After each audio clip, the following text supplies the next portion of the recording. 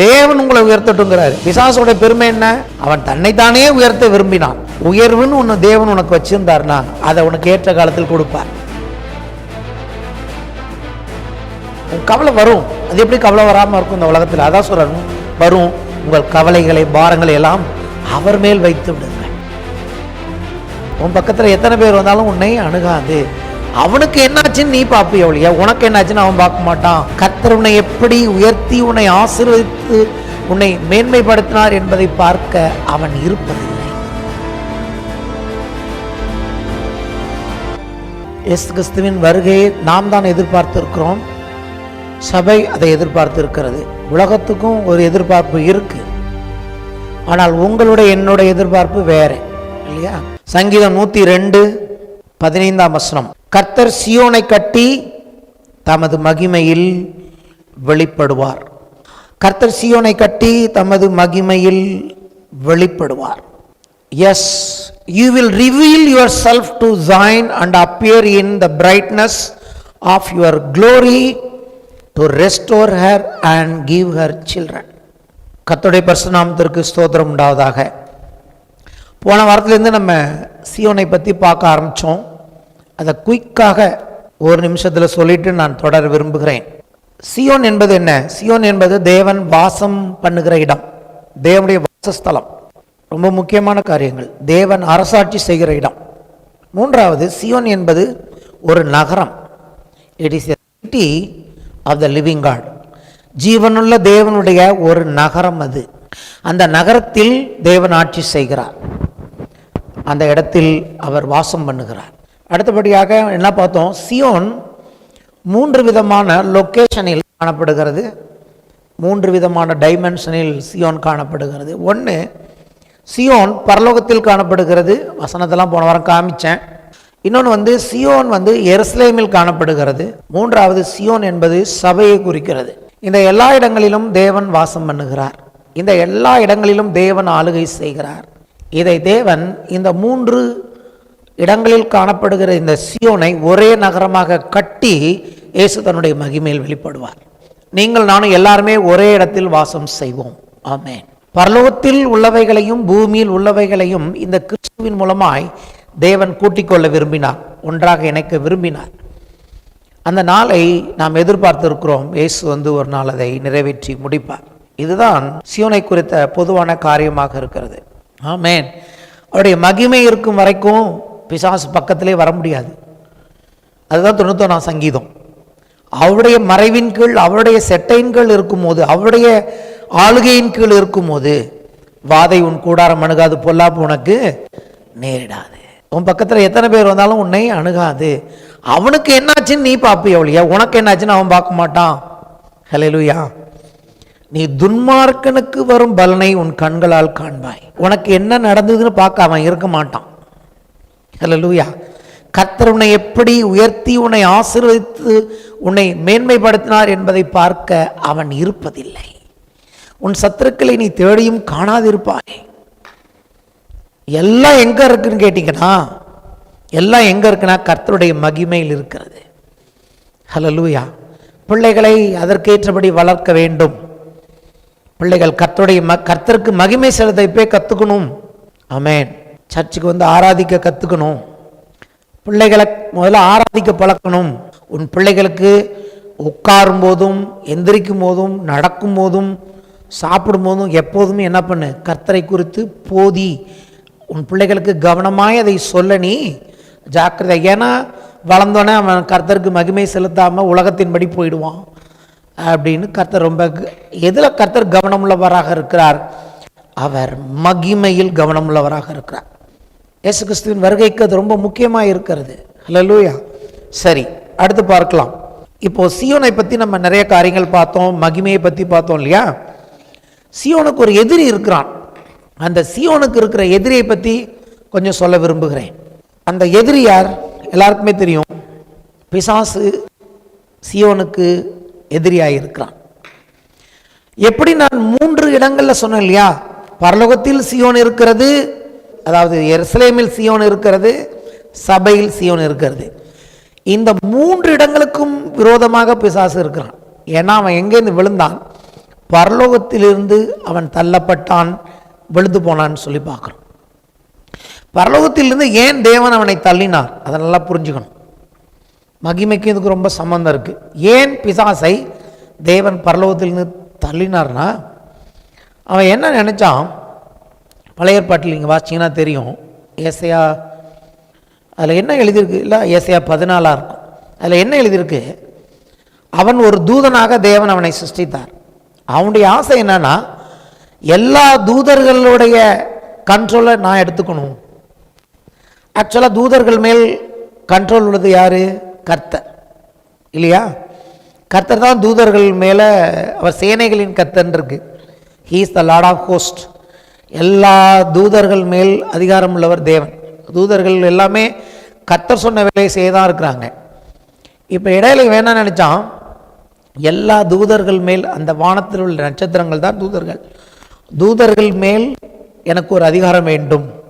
தேவனுடைய அதிகாரத்தை அவன் எடுத்துக்க விரும்பினான். அப்பொழுதுதான் தேவன் என்ன பண்ணினார், அவனை அங்கிருந்து தள்ளினார் என்று சொல்லி பார்க்கிறோம்.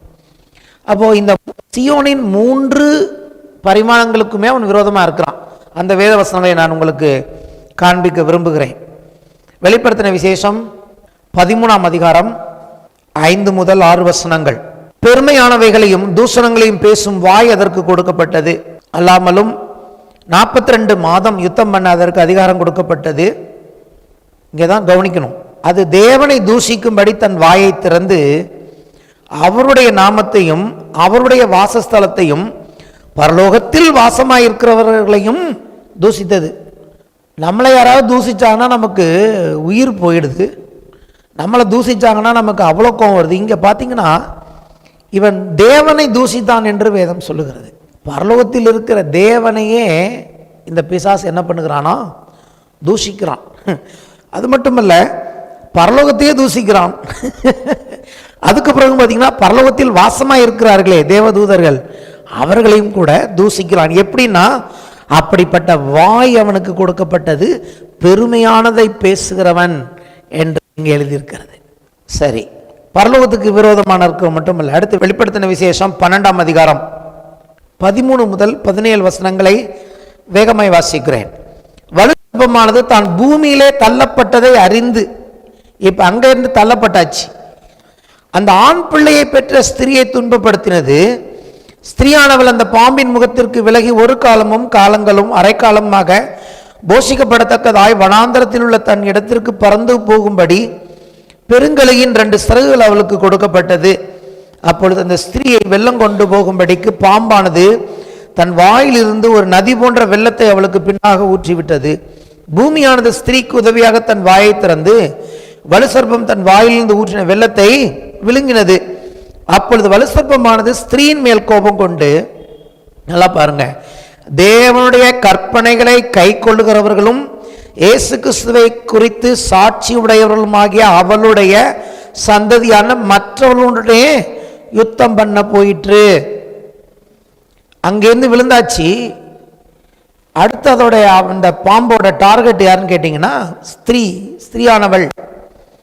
இந்த ஸ்திரீ எனப்பட்டவள் இந்த இடத்துல பார்த்தீங்கன்னா எல்லாமே ஒரே நேரத்தில் நடந்தது போல தெரியுது.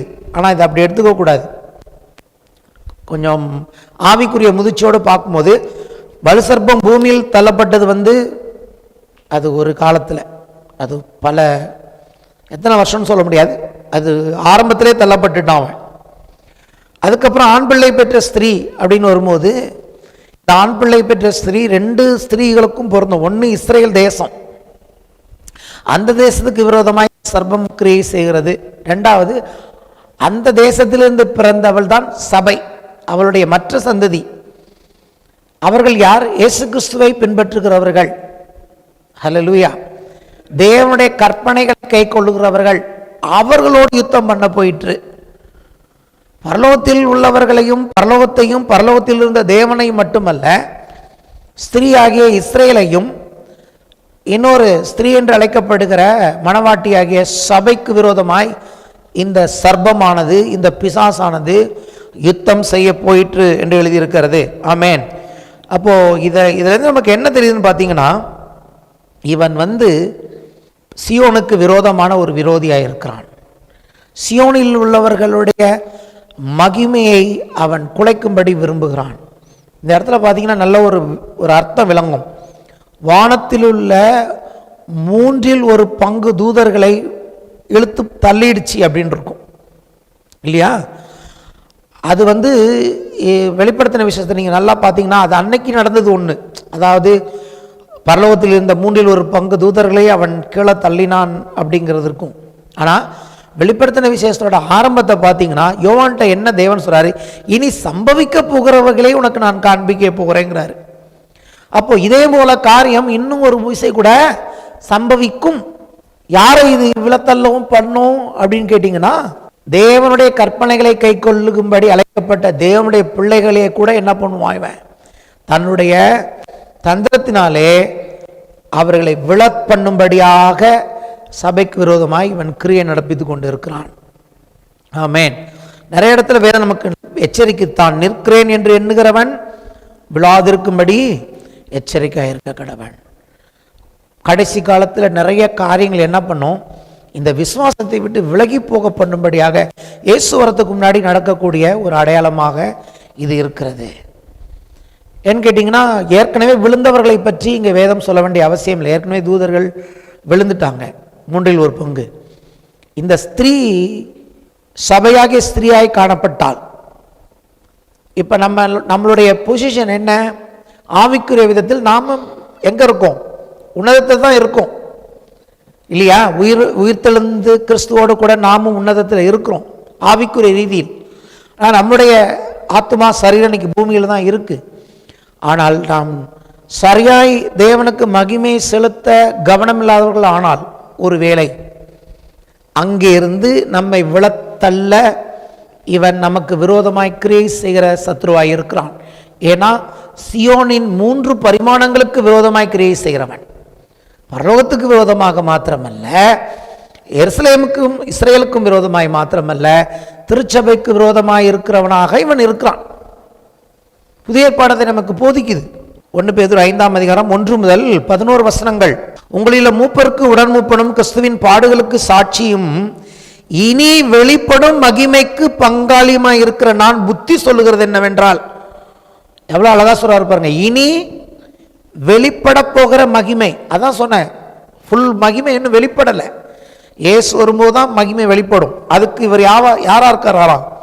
நான் அதுக்கு பங்காளியா இருக்கிறேன், அதனால உங்களுக்கு புத்தி சொல்லுகிறேன்கிறார். யாரு சொல்லுங்க? யாரு சொல்றவர்? யாரு?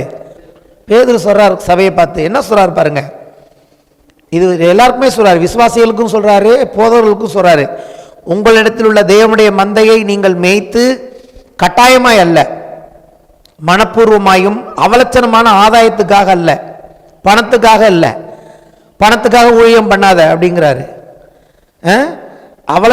அவலட்சணமான ஆதாயத்திற்காக அல்ல, உற்சாக மனதோடும் சந்தோஷமா செய்யுங்கிறார். சுதந்திரத்தை இருமாப்பாய் ஆளுகிறவராக அல்ல, பெருமையோட ஆளுகை செய்யாதீங்க. மந்தைக்கு மாதிரிகளாகவும் கண்காணிப்பு செய்யுங்கள். அப்படி செய்தால் பிரதான மேய்ப்பர் வெளிப்படும் போது மகிமையுள்ள வாடாத கிரீடத்தை பெறுவீர்கள். இயேசு வெளிப்படுவதை பற்றி சொல்றார். இயேசு வரும்போது யாருக்கு மகிமையுள்ள வாடாத கிரீடத்தை கொடுக்க போறாருன்னா, அவர் சொல்றாரு, கட்டாயமா தப்பான ஆதாயத்துக்கு கிரியை நடப்பிக்கிறவங்களுக்கு இல்லை, உற்சாகமாய் மனப்பூர்வமாய் பெருமை இல்லாமல் தேவனுக்கென்று நீங்கள் கிரியை செய்யும் போது அவர் உங்களுக்கு அந்த மகிமையுள்ள கிரீடத்தை கொடுப்பார். அது சபையை நடத்துறவங்களுக்கும் சரி, சபையில் இருக்கிற விசுவாசிகளுக்கும் சரி. அதுக்கப்புறம் விசுவாசிகளுக்கு வராரு. அந்தபடி இளைஞரே மூப்பருக்கு கீழ்ப்படிங்கள், நீங்கள் எல்லாரும் ஒருவருக்கொருவர் கீழ்ப்படிந்து மனத்தாழ்மை அணிந்து கொள்ளுங்கள், பெருமை உள்ளவர்களுக்கு தேவன் எதிர்த்து நிற்கிறார். ஏன் இந்த இடத்துல பெருமை பயங்கரமா இருக்குன்னா, வெளிப்படுத்தின விசேஷத்தில் பார்த்தோம், அதோட வாய் எப்படிப்பட்ட வாய்? பெருமை உள்ள வாய். அது தேவனை தூஷிக்கிற வாயா இருக்கு. பெருமை எப்போதுமே என்ன பண்ணும்? ஒரு நாளும் தேவனுக்கு பெருமை இருந்தாங்க. அதான் சொன்ன, பெருமை உள்ளவர்கள் தேவனுக்கு மகிமை செலுத்த மாட்டார்கள். ஏன்னா அவங்களுக்கு என்னன்னா, நாங்க பார்த்துப்போம். இப்போ நீங்களும் நானும் நமக்கு எவ்வளோ இருந்தாலும் நம்ம ஏன் தேவனுக்கு மகிமை செலுத்துகிறோம்? ஏன்னா நம்ம என்ன அங்கீகரிக்கிறோம், எங்களுக்கு தேவன் தான் எல்லாத்தையும் கொடுக்குறாருன்னு. ஆனால் உலகத்தில் உள்ளவங்க எப்படி பண்ணுறாங்க? நாங்களே எல்லாத்தையும் பார்த்துக்கிறோம் அப்படிங்கிறாங்க. இது யாருடைய காரியம்? தேவனுக்கு கீழே இருந்து தேவன் ஏற்கனவே அவனுக்கு மகிமையை கொடுத்திருந்தார், பிசாசுக்கு, லூசிஃபருக்கு. அந்த மகிமையில் அவன் வாழ விரும்பல. தேவனுக்கு அப்பாற்பட்டு நான் தான் எல்லா தூதர்கள் மேல் கண்ட்ரோல் பண்ணணும்னு நினைச்சான். அவன் தேவனுக்கு கீழ்ப்படி விரும்பவில்லை. இங்கே ஏன் சொல்லுகிறார்னா, நம்ம ஏன் கீழ்ப்படியணும்னா, யார் பெரியவங்க யார் சின்னவங்கிறதுக்காக கர்த்தர் நம்மளை உங்களுக்கு நீங்களும் நான் ஒருத்தருக்கு ஒருத்தர் கீழ்ப்படியணும்னு சொல்லலை. அப்படி கீழ்ப்படியும் போது அது தேவனுடைய ராஜ்யத்துக்கு ஏற்ற ஒரு கீழ்ப்படிதலாக இருக்குது, பிசாசுக்கு எதிர்த்து நிற்கிற ஒரு கீழ்ப்படிதலாக இருக்குது. அப்படி கீழ்ப்படியும் போது தேவன் அதிக கிருபை அளிக்கிறார். தேவனுடைய ராஜ்யத்தில் இதெல்லாம் மாறாத கோட்பாடுகள். தாழ்மை, கீழ்ப்படிதல், அதாவது கடினமான காரியங்களை செலுத்தாத, ஒருத்தர் மேலே ஃபோர்ஸ் பண்ணாமல் அன்பினால் அவர்களை மாற்ற நினைப்பது, இதெல்லாம் இப்படி தான் தேவன் நம்ம இந்த இடத்துல அழைத்திருக்கிறார். ஏன்னா இந்த ராஜ்யம் அப்படிப்பட்டது. இது அன்பின் ராஜ்யம். இது என்ன ராஜ்யம்? இது அன்பின் ராஜ்யம். கண்டிப்பு கூட அது அன்பின் அடிப்படையில் தான் கண்டிக்கிறது. உங்கள் பிள்ளைகளை நீங்கள் கண்டிக்கிறது எதுக்கு? உன் மேலே நான் டாமினேட் பண்ணங்கிறத காமிக்கிறதுக்கு இல்லை. நல்ல வழியில் நடத்த தான் நான் என்ன பண்ணுகிறேன், உன்னை கண்டிக்கிறேன் என்று சொல்லி. இங்கே அப்படி தான் இருக்குது பாருங்க. பெருமை உள்ளவர்களுக்கு தேவன் எதிர்த்து நிற்கிறார், தாழ்மை உள்ளவர்களுக்கோ கிருபை அளிக்கிறார். ஆகையால் ஏற்ற காலத்திலே தேவன் உங்களை உயர்த்தும்படிக்கு அவருடைய பலத்த கைக்குள் அடங்கி இருங்கள். இதோட அர்த்தம் நம்ம பார்ப்போம். அவர் உங்களை விசாரிக்கிறவரானபடினால் உங்கள் கவலைகள் எல்லாம் அவர் மேல் வைத்து விடுங்கள். கவலைப்படுறதே தப்புங்கிறார். இங்க நீங்க கவலைப்படாதீங்க, தேவன் உங்களை உயர்த்தட்டுங்கிறாரு. பிசாசோட பெருமை என்ன? ஒருவேளை தேவன் அதுக்கப்புறம் ஏதாவது செஞ்சிருக்கலாம். அவன் தன்னைத்தானே உயர்த்த விரும்பினான். தன்னைத்தானே உயர்த்துகிறவன் எவனும் தாழ்த்தப்படுவான். ஆனால் இங்கே என்ன சொல்றாருன்னா, உயர்வுன்னு ஒன்று தேவன் உனக்கு வச்சிருந்தார்னா அதை உனக்கு ஏற்ற காலத்தில் கொடுப்பார். அல்லேலூயா. தேவன் உங்களை ஏற்ற காலத்தில் உயர்த்தும்படி அவருக்கு காத்திருங்கள். அவருடைய கையில் கொடுத்துட்டு வெயிட் பண்ணுங்க. அந்த உயர்வை யாருமே தடுக்க முடியாது. ஆமேன். அதான் இந்த இடத்துல அர்த்தம். தேவனுடைய ராஜ்யம் எப்படி செயல்படுகிறதுங்கிற, இயேசு கடைசி வரைக்கும் தன்னை கீழ்ப்படுத்தினார். அவர் கீழ்ப்படிந்திருந்தார். அப்போ தேவன் என்ன பண்ணாரு? சிலுவையில் அவர் அப்படியே மரித்தோன கைவிட்டார். அவரை 3ஆம் நாளில் எழுப்பி, அதாவது வானோர் பூதலத்தோர் பூமியின் கீழானோர் யாவருடைய நாவும் அவர் இயேசுதான் கர்த்தர் என்று அறிக்கை பண்ணும்படி அவரை எல்லா நாமத்திற்கும் மேலான நாமத்தை, கர்த்தர் என்ற நாமத்தை அவருக்கு தந்தர்லி அவரை தன்னுடைய வலது பாரிசத்தில் உட்கார செய்தார். அல்லேலூயா. இந்த சேம் பேட்டர்ன் தான் நமக்கும் சொல்றாரு. கவலைப்படாத, எனக்கு எப்போ உயர்வு வரும், நான் எப்போ நல்லா இருக்க போறேன், எப்போ என் வாழ்க்கையில் இந்த பிரச்சனைலாம் தீரும், கவலைப்பட்டினா அது வேஸ்ட். கவலைப்படாதங்கிறாரு. கர்த்தர் மேல் நம்பிக்கை வச்சுட்டு கர்த்தர் சொல்ற காரியங்களுக்கு கீழ்ப்படிஞ்சு உன் கவலை வரும். அது எப்படி கவலை வராமல் இருக்கும் இந்த உலகத்தில்? அதான் சொல்றாரு, வரும்.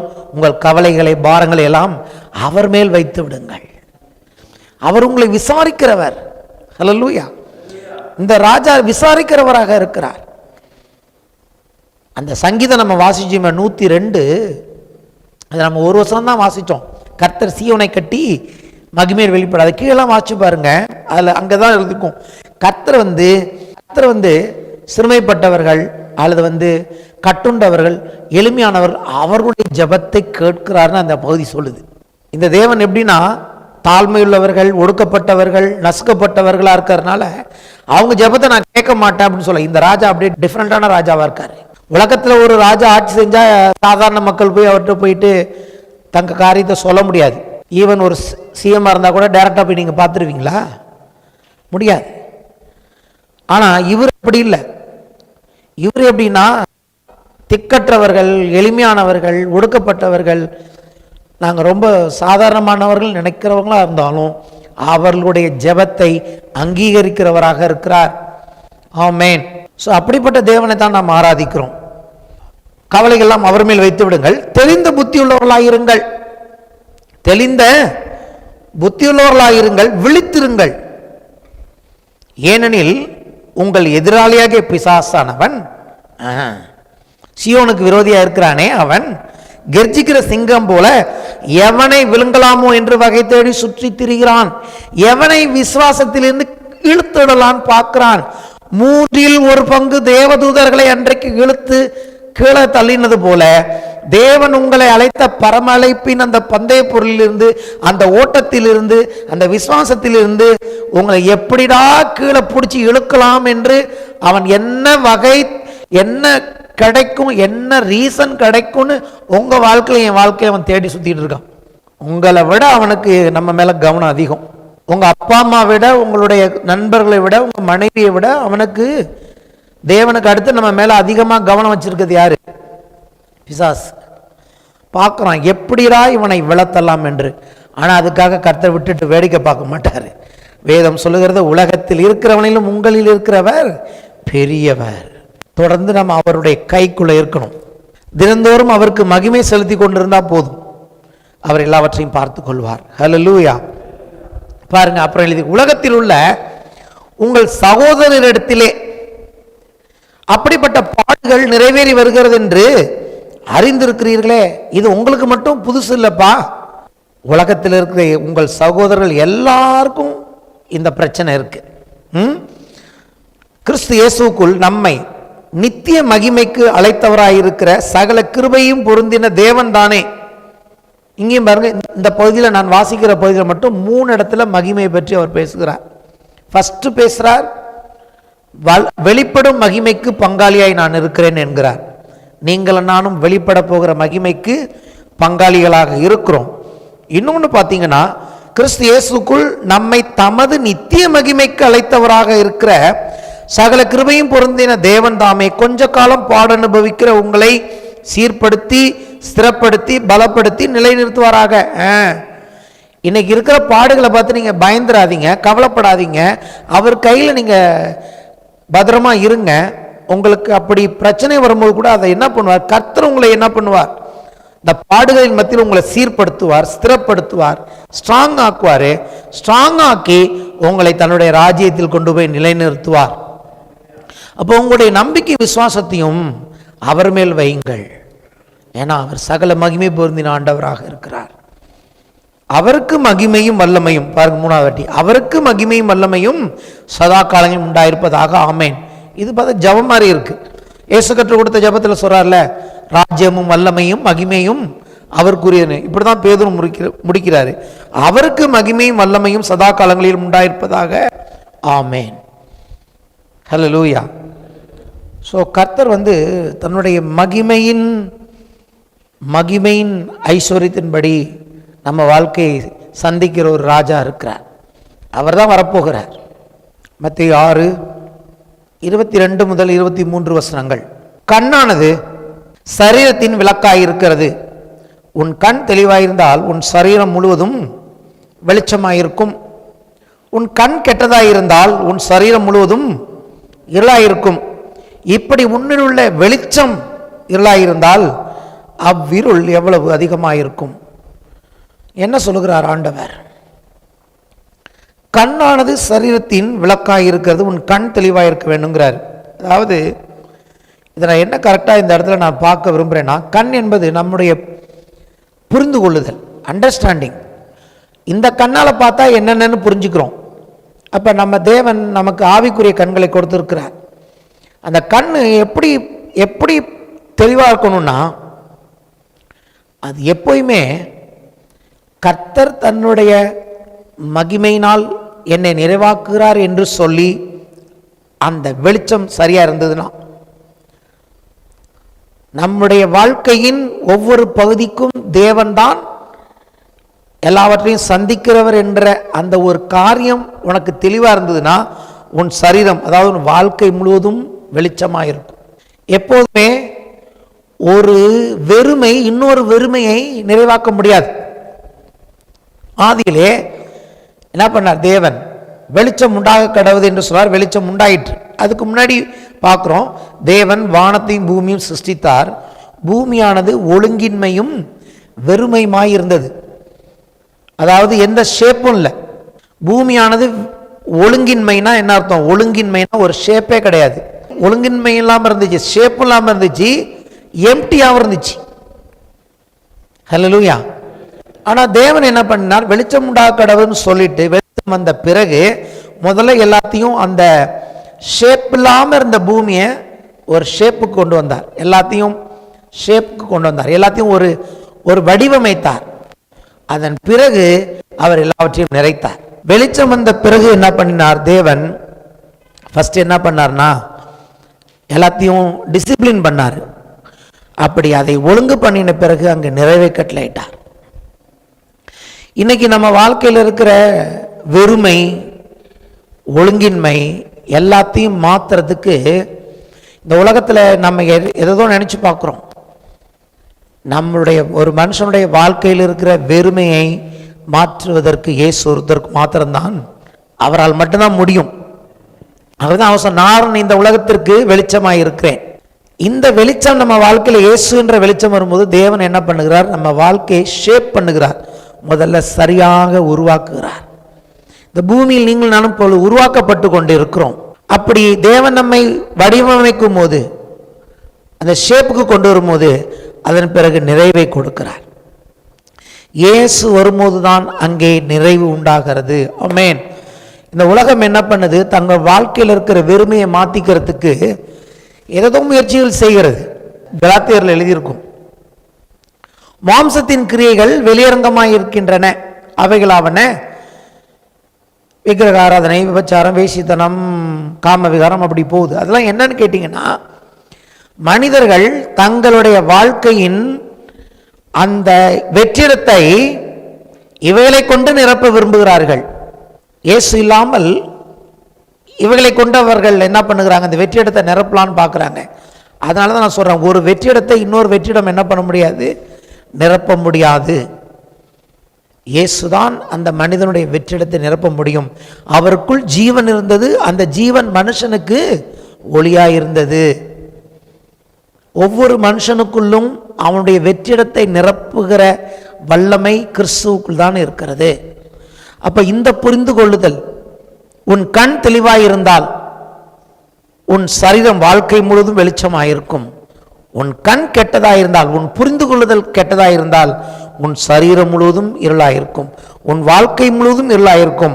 வெளிச்சமாயிருக்க வேண்டிய வெளிச்சமே உன் வாழ்க்கையில் இருளாயிருந்தால், அதாவது வெளிச்சம் நீ நினைக்கிறது, மாம்சத்தின் கிரியைகளே உன் வாழ்க்கையில் வெளிச்சம் நீ நினைச்சிருந்தீனா அவ்விருள் எவ்வளவு அதிகமாக இருக்கும்.